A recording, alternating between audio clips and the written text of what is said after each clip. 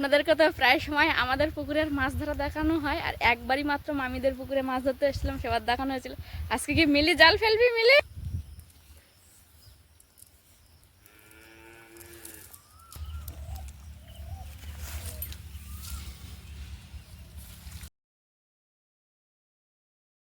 নমস্কার, আপনারা সকলে ভালো আছেন তো?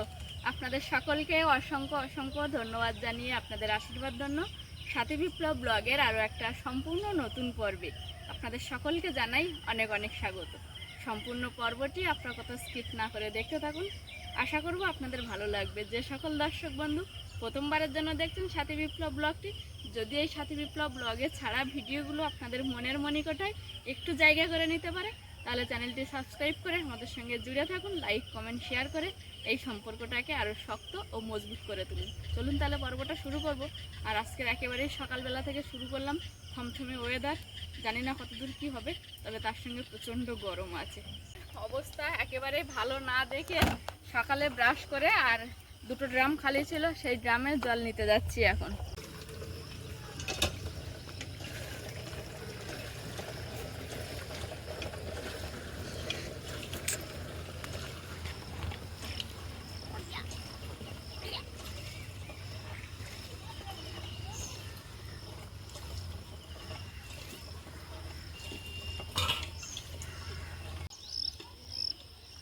জল ভরা হয়ে গেছে, এখন বাড়ির দিকে যাবো। আর আজকে সকাল সকাল কলে বেশ লাইন পড়েছে দেখছি। তখন কাকু মাছ নিয়ে যাচ্ছিল, নামিয়ে মাছ দেখছে। এটা বাটা মাছ না কাকু? হ্যাঁ বাটা। বাকি দেবে? একটা দেখে বাকি দাও, আমি পেরে উঠছি না। তোমার ছেলে এখনো টাকা পায়নি, টাকা পেলে আমি দিতাম। আমি একটু মেকআপ করে তোমাদের না 450 নিতাম। না তো তুমি একবার বাকি দাও। 500 তাও নিতাম না, 450 নিতাম। একটু মেকআপ করে দিতে হবে আমার, কারণ আজকের একেবারে সকালবেলাতে মেঘলা ওয়েদার ছিল, এখন পুরো কালো মেঘ, সঙ্গে হালকা ঝোড়ো হাওয়া উঠেছে। হয়তো বৃষ্টি হলে হতে পারে, কারণ মেঘের অবস্থা খুব একটা ভালো না।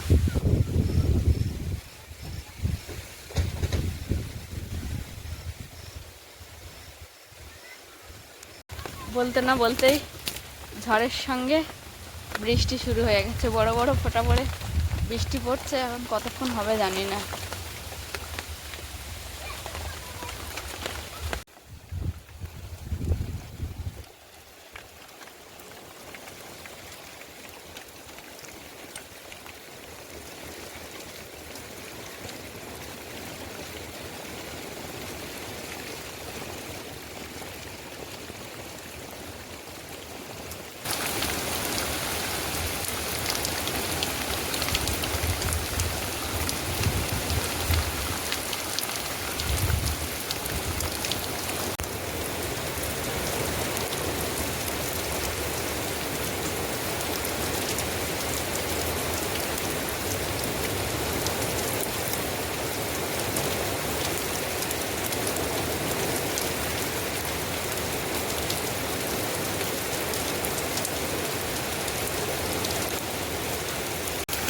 বেশ কয়েকদিন টানা রৌদ্র হওয়ার কারণে প্রকৃতি যেন শুকিয়ে যাচ্ছিল।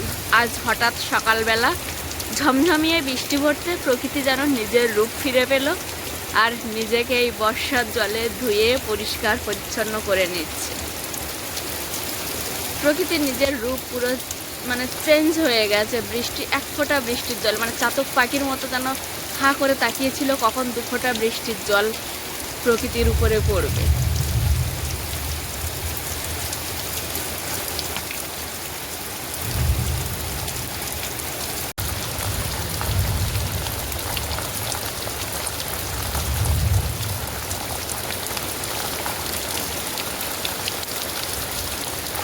প্রকৃতির খেলা বোঝা বড় দায়।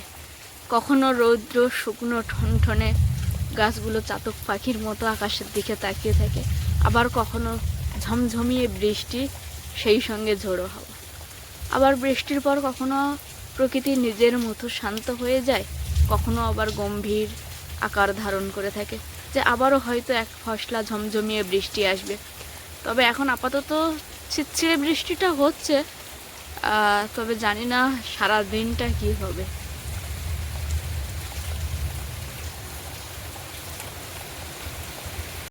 কিছুক্ষণ ধরে এক ফসলা বৃষ্টি হয়ে গেল, এখন যাবো আম গাছতলায়। একটু ঝোড়ো হাওয়া হয়েছে, সেই জন্য ছুটবো আম গাছতলা, দেখি আম টাম পড়েছে কিনা গাছে। আমার রান্নাঘর থেকে বেরোনোর আগেই বাবা আম গাছতলায় আম কুড়োতে শুরু করে দিয়েছে।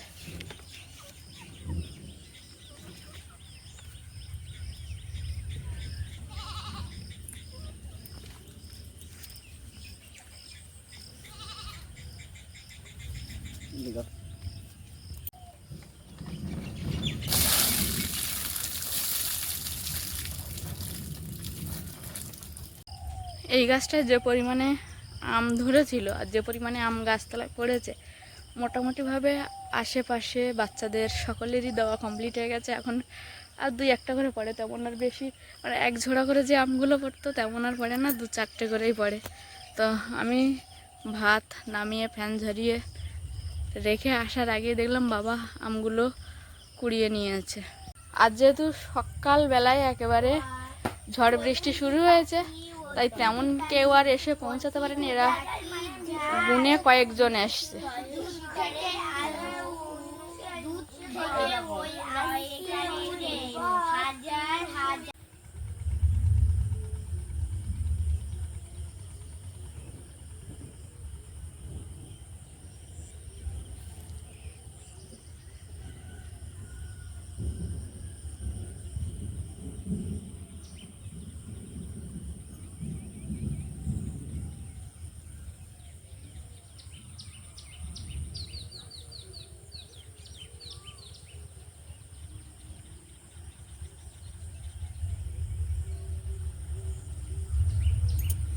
এক ফসলা বৃষ্টি হওয়ার পর প্রকৃতি একেবারেই শান্ত হয়ে গেছে, তবে মাঝে মাঝে মেঘের সংঘর্ষণ শোনা যাচ্ছে।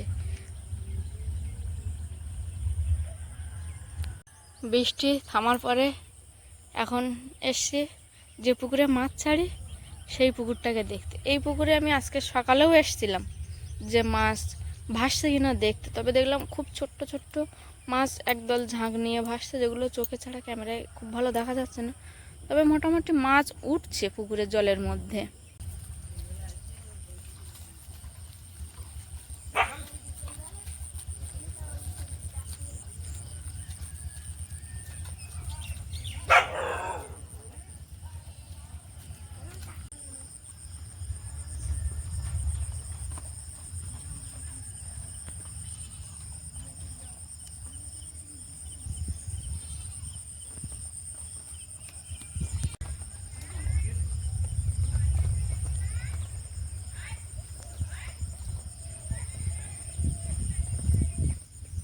আপনাদেরকে তো প্রায় সময় আমাদের পুকুরের মাছ ধরা দেখানো হয়, আর একবারই মাত্র মামিদের পুকুরে মাছ ধরতে এসেছিলাম, সেবার দেখানো হয়েছিল।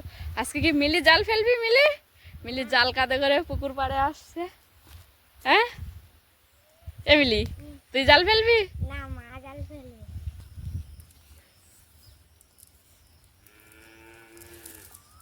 দেখো টানা দিয়ে দেখো ভিতরে কিছু না, আমার সকালের জন্য কমলের জন্য মৌটি মাছ পড়েছে। হ্যাঁ এটা ঠিক, কিছু না প্রথম কেমনটা মামির একটু জড়িয়ে গেছে, খুব একটা ভালো পড়েনি, কিন্তু যেটা মামি আশা নিয়ে নেমেছিল কমলের জন্য মাছ ধরে মেনলি, তাই তো মামি? এই যে মৌরালা মাছ পড়েছে, বেশ ভালোই পড়েছে। আর একটা স্টিচ তো ছিল, সেটা কেটে দিয়ে গেছে আজকে ডাক্তারে এসে, একবার ড্রেসিংও করে দিয়ে গেছে না, ওই জন্য আমি আর আসিনি। আমি দেখলাম যে ডাক্তার আসতে তো দড়ি বাইক নিয়ে, সেই জন্য আমি আর আসিনি।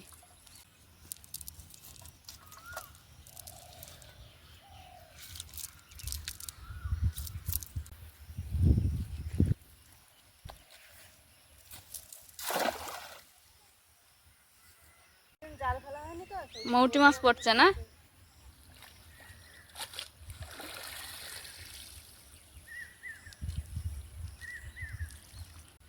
মামিরা আমরা একই দিনে এই সেই পুঁটি মাছ ছেড়েছিলাম। ছেড়ে দে ছেড়ে দে।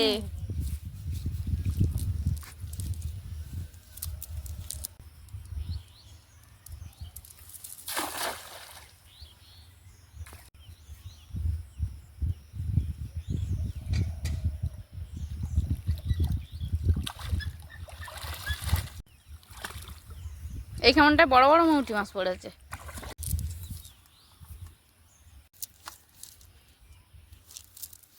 আমার ভাইয়ের সেদিন করে মাছ ছেড়ে দিয়ে আসছি ওইরকম ওই যে যেরকম মাছ ছাড়লাম ওইরকম পানা রয়েছে তো তার জন্য। আমি ড্রেন থেকে এরকম পানা আনবো, এনে আর পুকুরে দেবো।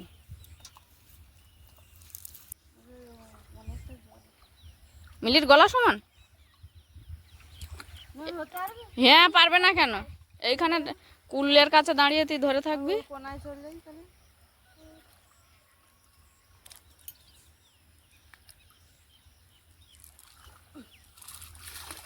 ওর কাছে একটা কাঠি, ওর কাছে একটা কাঠি দিয়ে যাও। এতে বেশি ইয়ে নেই, কি? জল নেই বেশি পুকুরে হ্যাঁ, পাঁকের পানি। বেশি জল নেই, পাক আছে। এরা আসবি তো এ সাঁতার শেখানো দরকার। হবে, ধরে দাঁড়িয়ে থাকলে হবে না। এগিয়ে গিয়ে ওই দিক কুলের কাছে যাবি। আরে জল নেই তোর মার ওই কোমর সমান জল, তাহলে তুই কি ডুবে যাবি নাকি? যে এ করছি হুম, জলটা ছেড়ে দিস না। তুই আগালে আমি আগাবো। তাড়াতাড়ি আগে রে। ও অত নিচু করে রাখিস না, তুই অনেক ওদিকে চলে গেছিস 200 টায়। এমিলি এদিক সরে আয়, একদম পুরো একদম একদম। হ্যাঁ, এই বাঁত্তার গায়ে চলে আয়, বাঁত্তার গায়ে চলে আয়। হ্যাঁ,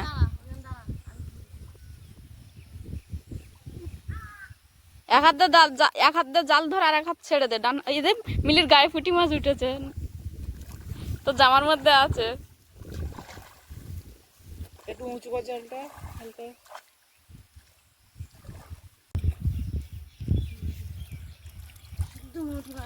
মৌটি মাছ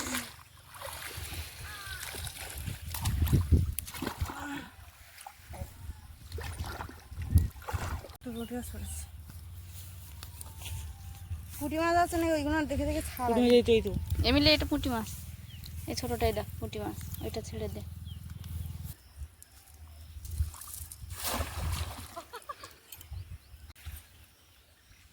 আমি ওধারেও ঘা দেবো দেখ। তুই যেটা ধরে রেখে দিয়েছি মাছটা বেরিয়ে চলে গেছে। ওধারে যাবো ও মা, মা ওধারে যাবো।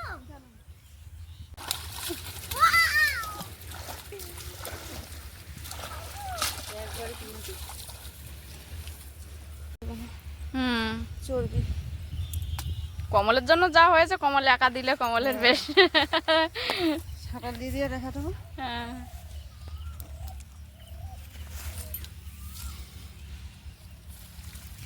না ছোট ছোট মাছগুলো আগে ছাড়। মিলি পুঁটি মাছ দেখে দেখে ছেড়ে দে। আর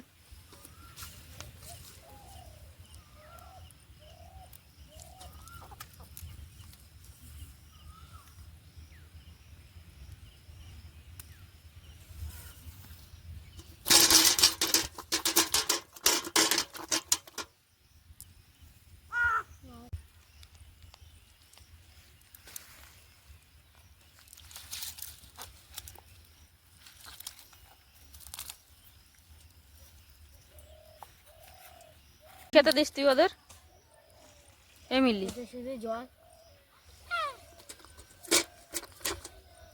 টানাটানি করে ওটাও লাভ মারলে তাহলে ঠেকাতে পারবো না, হাতে ফুটাবে।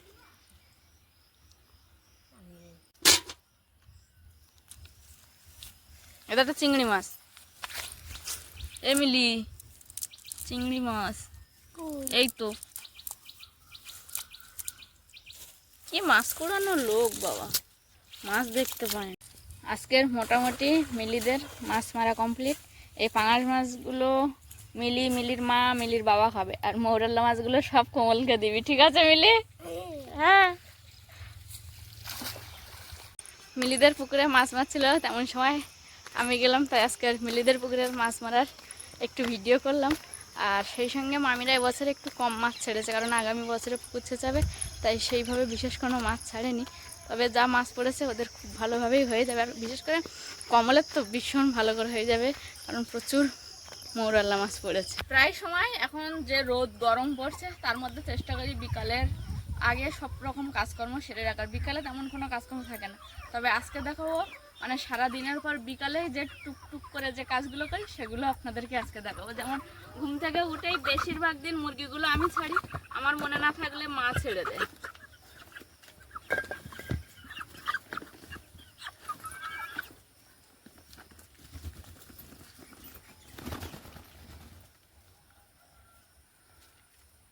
আজকে আলাদা করে জল দেওয়া লাগবে না? হুম হুম, জল দিতে হবে, ওরা কখন এসে খাবে, মাঠের তো তার ঠিক নেই। পাত্র পুরো খালি করে দিয়েছে।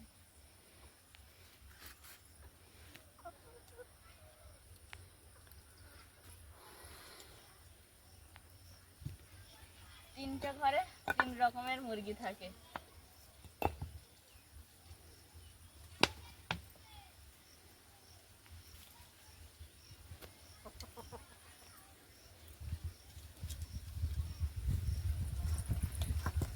আজ অনেক দিন পরে একটা মুরগিতে ডিম পেড়েছে। বেশ মাঝে উঠে উঠে প্রতিদিন পারতো, এখন আবার কয়েকটা দিন বন্ধ হতে, তারপর আজকে হঠাৎ করে ডিম পেড়েছে। আজকের ডিমটা বড় জানো, অন্য দিনের তুলনায় তাহলে অনেকদিন পরে পেড়েছে বলে না? অন্য, হ্যাঁ আজকে তো অনেকটা বড়, দেখো অনেক বড় ডিম। এমনি একটু একটু ডিম পারে না, আজ অনেকদিন পরে পেড়েছে বলে মনে হয় বড় সাইজের। ডিমটা থাক, ওদের আগে জল তুলে দিই অল্প একটু গামলায়। হ্যাঁ হ্যাঁ,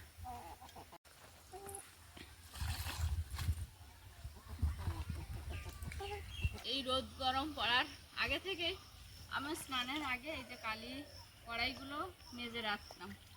তারপরে এত রোদ হয়ে যায়, আমি যখন স্নান করি রান্না বান্না করে তখন আর মাজতে পারি না। আজকে যদিও 1 ফোঁটা রোদের মুখ দেখা যায়নি, আজকে সকাল থেকে ঝমঝমিয়ে বৃষ্টি হলো, তারপরে আবহাওয়া বেশ ভালোই গরম ছিল, এখন একটু ঠান্ডা।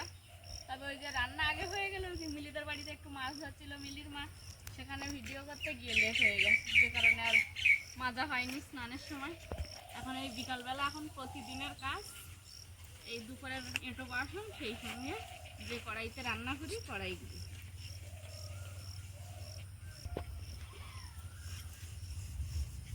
গানের জালে রান্না করি তো, তাই হাঁড়ি কড়ার নিচে একটু বেশি কালি পড়ে।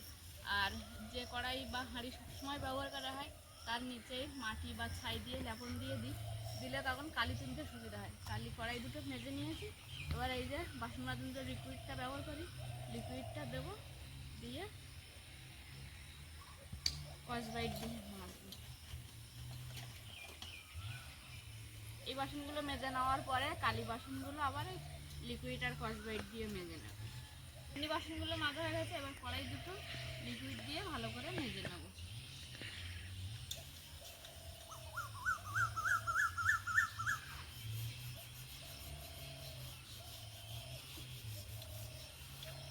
এই কড়াইটা সবসময় জল গরম বা মুরগির যখন ভাত টাত রান্না করা হয় সেই কারণে এরা কড়াইয়ের মানে পেছনে কালি তোলা হয় না বা খুব একটা পরিষ্কার করে রাখা হয় না, তবে যথেষ্ট পরিষ্কার করে রাখি।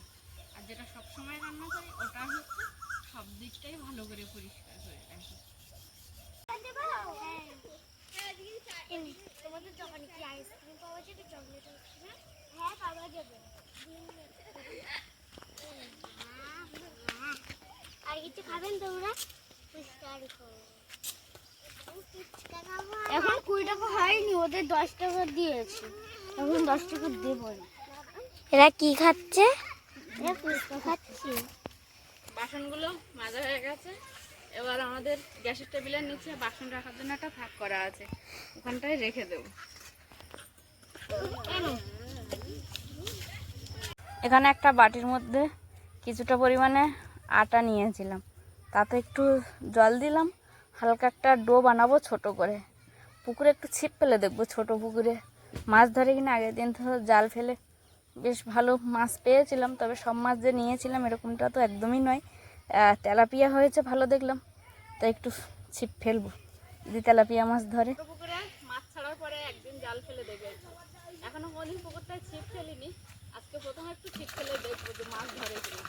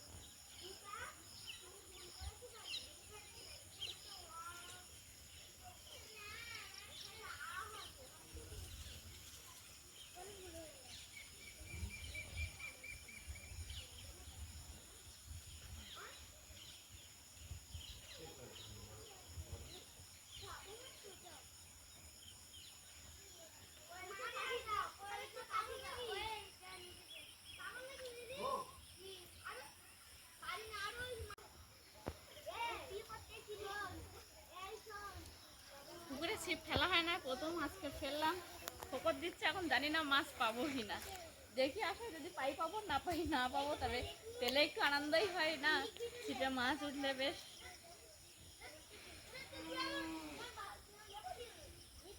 তবে ছিপেও মাছ না তুললেও কি আছে, মিলিদের বাড়িতে আসতে যা মৌরাল্লা মাছ, ছোট ছোট মাছ হয়তো নাও উঠতে পারে, বড় মাছ তো ছিপে, কাতলা মাছ ছিপে সাধারণত ধরে না। তবে দেখি কতদিন কি হয়। আর আজকে মিলিদের বাড়িতে যা মৌরাল্লা মাছ পেয়েছে, সত্যি এটা অবিশ্বাস্য, মানে আমি তো বিশ্বাসই করছিলাম না যে এতটা মৌরাল্লা মাছ মামি জাল ফেলে পাবে।